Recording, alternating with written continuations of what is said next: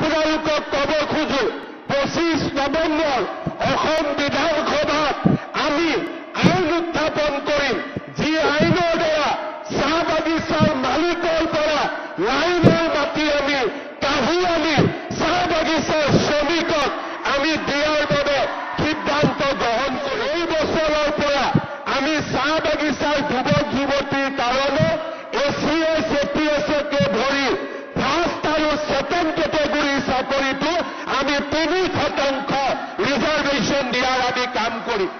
এই প্ৰচেষ্টাৰ চাহ বাগিচাত মেজিষ্ট্ৰেটৰ সৃষ্টি কৰিব, চাহ বাগিচাৰ পৰা DSPৰ সৃষ্টি কৰিব আৰু চাহ বাগিচাৰ বহল সমাজখনে অসমৰ আগবাঢ়ি যোৱাৰ সুবিধা পাব। দ্বিতীয়তে মই বিশ্বাস কৰোঁ যে অসমৰ চাহ বাগিচাৰ শ্ৰমিকসকলে যেতিয়ালৈকে মাটিৰ অধিকাৰ নাপাব তেতিয়ালৈকে তেওঁলোকৰ জীৱন কেতিয়াও সুৰক্ষিত হ'ব নোৱাৰে।